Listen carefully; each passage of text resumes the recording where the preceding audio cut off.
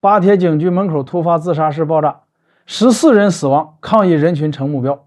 8月2日，巴基斯坦西北部开伯尔普什图省斯瓦特地区发生了一起自杀式爆炸袭击，目前已造成至少14人死亡，26人受伤。事发时，数百人正在警局附近的广场参加示威活动，抗议该地区近期频发的暴力恐怖事件。袭击者试图进入警局，在门口被警察拦下，搜查时引爆了随身携带的爆炸物，剧烈的爆炸瞬间吞噬了周围的人群。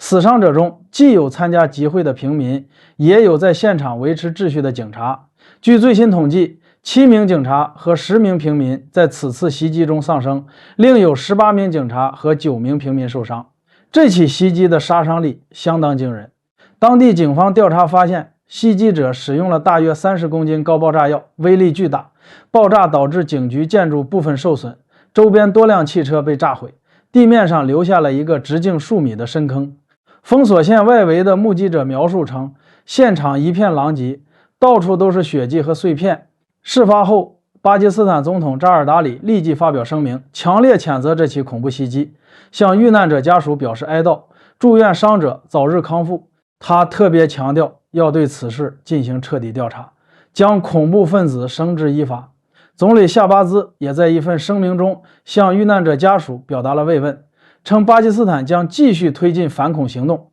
直到彻底铲除境内的恐怖主义势力。夏巴兹下令有关部门对事件展开全面调查，并指示医院尽全力救治伤者。把目光拉长一些，就会发现开伯尔普什图省的恐怖主义活动最近正处于急剧上升的轨道上。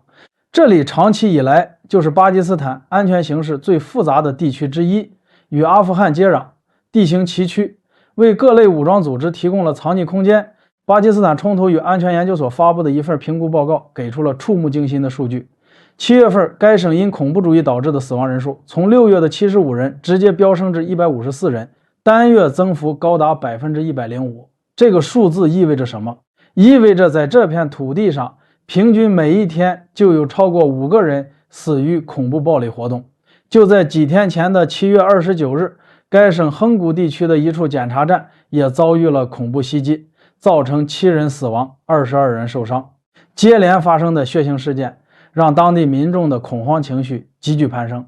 也正是在这样的背景下，斯瓦特地区的居民才会走上街头，集会抗议，要求政府拿出更有力的安全措施。而袭击者恰恰选择了这个时刻动手，针对的不仅是警察，更是对平民安全感的精准打击。截至目前，尚无任何组织正式宣称对此次袭击负责。开伯尔普什图省警方已进入高度戒备状态，安全部队全面封锁了事发区域，正在展开搜索和调查，试图追查袭击者背后的网络。当地政府也发布了安全警示，提醒居民在开斋节期间避免前往人群密集场所。这次袭击的特殊之处在于它的发生时机和地点。斯瓦特地区曾经是巴基斯坦塔利班长期活跃的地盘，经过多年军事清剿，一度恢复了相对平静。但近期的袭击频率和烈度明显回升，说明恐怖势力的渗透和动员能力并未被彻底摧毁。而袭击者选择在民众抗议现场引爆炸药，更凸显了一种蓄意制造最大伤亡和社会恐慌的意图。巴基斯坦近年来在反恐上付出了巨大的努力和代价，但恐怖主义的根基远未铲除。经济困境削弱了政府在偏远地区的治理投入，阿富汗局势的持续动荡也在外部形成溢出效应。这次袭击之后，总统和总理的表态足够强硬，但真正的考验在于安全部队能否有效打击幕后策划者，以及政府能否拿出长期的政治和经济方案，从根源上改善这片饱受暴力之苦的土地。眼下，伤者还在医院里抢救，遇难者的葬礼正在举行，而那片被爆炸摧毁的地面上，新的愤怒和恐惧也在同时生长。巴基斯坦的反恐之战还远远没有走到尽头。